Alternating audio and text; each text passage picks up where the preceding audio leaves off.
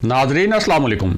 Inside news के नए programme के साथ मैं हूं इब्राहिम राजा और आज हम बात करेंगे कि वज़ीर आज़म इमरान खान और तहरीक इंसाफ की जानिब से जहांगीर तरीन की वापसी का इशारा क्यों दिया गया, इस पूरे मामले में एक ताकतवर शख्सियत क्यों नाराज़ है और उसे इस मामले पर क्यों सख्त तहफ़्फ़ुज़ात हैं, क्या इमरान खान को पसे पर्दा किसी खतरनाक खेल की इतला मिली जिसे नाकाम बनाने के लिए जहांगीर तरीन का नाम सामने लाया गया।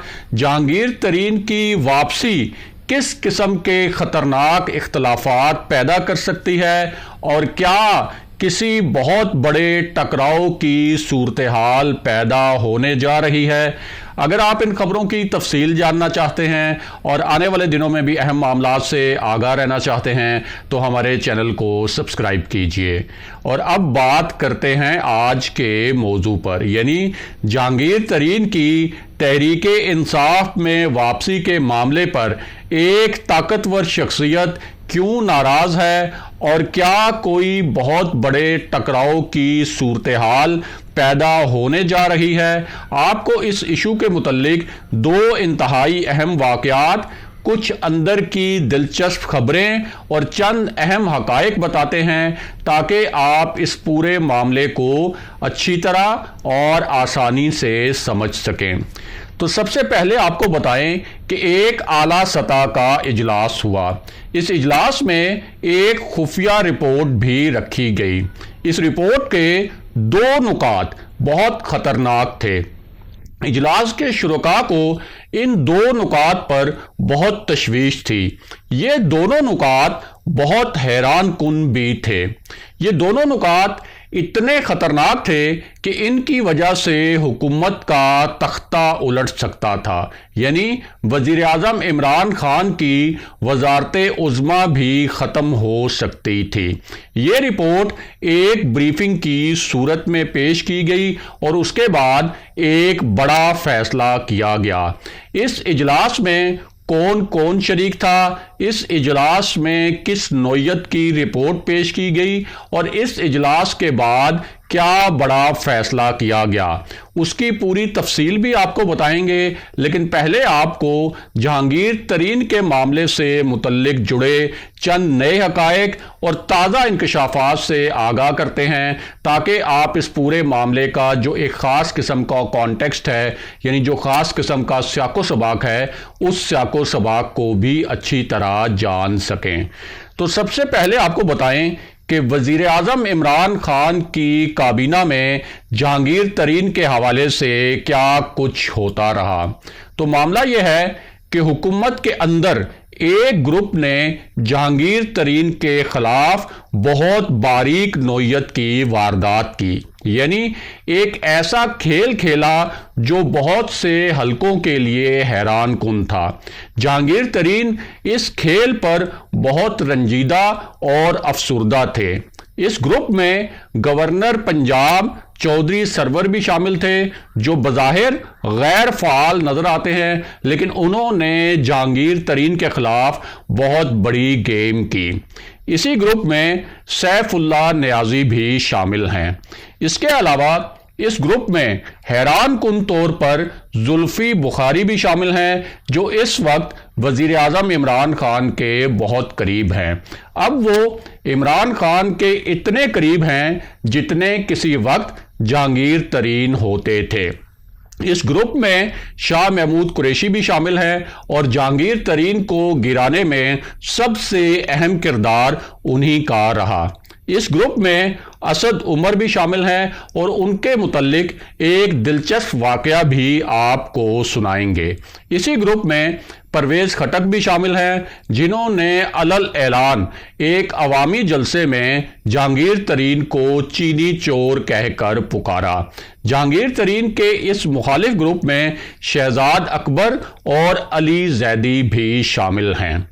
दूसरी जानिब तहरीक इंसाफ में मुराद सईद और फवाद चौधरी समेत कुछ वुज़रा का ग्रुप ऐसा है जो जहांगीर तरीन का हमायती है और उनके हक में लॉबिंग करता रहा, लेकिन جہانگیر ترین کی لابی کمزور پڑ چکی تھی، تاہم اب اس میں ایک سنسنی خیز موڑ آیا ہے۔ یہ سنسنی خیز موڑ کیا ہے، اس کی تفصیل بھی آپ کو بتاتے ہیں۔ آپ کو اسد عمر کے متعلق ایک دلچسپ قصہ بھی سناتے ہیں، اور اس کے بعد طاقتور شخصیت کی ناراضی کے معاملے پر بھی بات کرتے ہیں۔ تو معاملہ یہ ہے کہ جب وزیر اعظم عمران خان ایک میٹنگ چیئر کر رہے تھے، یعنی ایک میٹنگ کی صدارت کر رہے تھے، تو اس وقت مراد سعید نے وزیر اعظم کے سامنے ہی اسد عمر پر چڑھائی کر دی۔ مراد سعید اسد عمر سے آدھی عمر کے ہیں، لیکن انہوں نے اسد عمر پر سنگین الزامات عائد کیے۔ مراد سعید کا کہنا تھا کہ شوگر سکینڈل کے معاملے پر اسد عمر نے جہانگیر ترین کے خلاف سازش کی، اور وہ میڈیا کو بھی جہانگیر ترین کے خلاف خبریں لیک کرتے رہے۔ یہ تلخ کلامی اتنی بڑی کہ وزیر اعظم عمران خان کو خود بیچ بچاؤ کروانا پڑا۔ اب واپس آتے ہیں جہانگیر ترین کے حوالے سے ایک طاقتور شخصیت کی ناراضی کے معاملے پر۔ تو معاملہ یہ ہے کہ وزیر اعظم عمران خان کو ایک خاص مشورہ دیا گیا۔ اس مشورے کا تعلق سینٹ الیکشن اور پی ڈی ایم کی تحریک عدم اعتماد سے تھا۔ وزیر اعظم کو اس حوالے سے کچھ مخصوص اور تشویشناک اطلاعات ملی تھیں۔ وہ اطلاعات یہ تھیں کہ پی ڈی ایم خاص طور پر آصف علی زرداری تحریک انصاف کے ناراض ارکان پارلیمنٹ کا ایک گروپ بنانے کی کوشش کر رہے ہیں۔ یہاں سب سے اہم بات یہ ہے کہ قومی اسمبلی میں حکومتی اتحاد کو صرف 6 ووٹوں کی برتری حاصل ہے۔ اب اس پوری صورتحال میں وزیر اعظم عمران خان کو تحریک انصاف کے اندر سے راجہ ریاض اور چند دیگر رہنماؤں نے مشورہ دیا کہ سینٹ الیکشن میں پی ٹی آئی کی کامیابی اور پی ڈی ایم کی تحریک عدم اعتماد کو ناکام بنانے کے لیے جہانگیر ترین کی سربراہی میں ایک کمیٹی بنائی جائے۔ اس کا مقصد یہ ہے کہ جہانگیر ترین نے تحریک انصاف کی حکومت بنوانے کے لیے بھی آزاد امیدواروں کو پی ٹی آئی میں شامل کروایا تھا۔ انہوں نے کاف لیگ کو بھی کنٹرول کر کے رکھا تھا، اور جہانگیر ترین کا جنوبی پنجاب سے تعلق رکھنے والے جو ارکان ہیں ان پر بہت زیادہ اثر و رسوخ بھی ہے۔ اور اب واپس آتے ہیں کہ جہانگیر ترین کے حوالے سے طاقتور شخصیت کی ناراضی کا معاملہ کیا ہے۔ تو اس ناراضی کی وجہ یہ ہے کہ اس شخصیت کے پاس ایسے شواہد موجود ہیں کہ جہانگیر ترین نے اسے ہٹوانے کی کوشش کی تھی۔ اس شخصیت کو معلوم ہے کہ جہانگیر ترین نے اسے ہٹوانے کے لیے بہت بڑے پیمانے پر لابنگ بھی کی تھی۔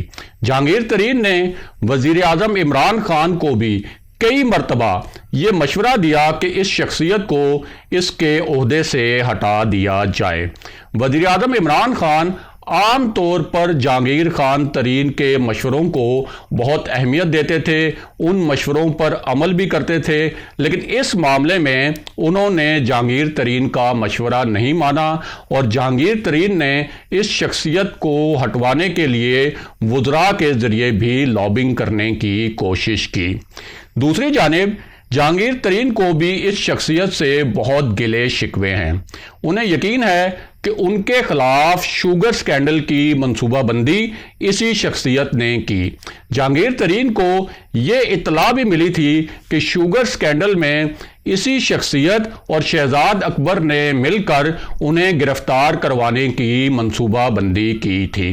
اس کے متعلق جہانگیر ترین اکثر نجی محفلوں میں بھی بات کرتے رہے۔ جہانگیر ترین اور اس شخصیت کا جو اختلاف ہے وہ کچھ فائلز کے معاملے پر ہوا تھا۔ یہ فائلز جہانگیر ترین کی جانب سے بھیجی گئی تھی، لیکن اس شخصیت نے ان فائلز پر آرڈر جاری کرنے سے انکار کر دیا تھا۔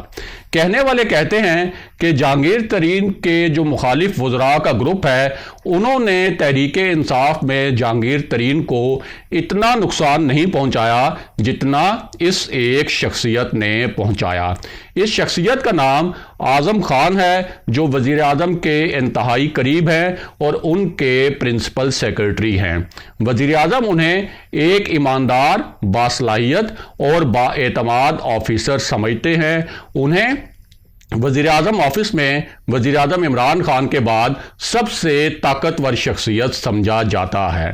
اب اگر جہانگیر ترین کی تحریک انصاف میں واپسی ہوتی ہے تو تحریک انصاف کے اندر جہانگیر ترین کی مخالف اور حامی لابیز میں زبردست ٹکراؤ پیدا ہو سکتا ہے، کیونکہ اس وقت پی ٹی آئی میں جہانگیر ترین کی مخالف لابی مکمل طور پر حاوی ہو چکی ہے۔ دوسری جانب حکومتی ذرائع کے حوالے سے اہم خبر یہ ہے کہ آصف علی زرداری کی جانب سے جو تاثر دیا گیا کہ عدم اعتماد کے معاملے میں اسٹیبلشمنٹ یعنی فوجی قیادت نے کوئی خاص قسم کا اشارہ دیا ہے، یہ تاثر مکمل طور پر غلط اور بے بنیاد ہے۔ اگلے پروگرام تک کے لیے خدا حافظ۔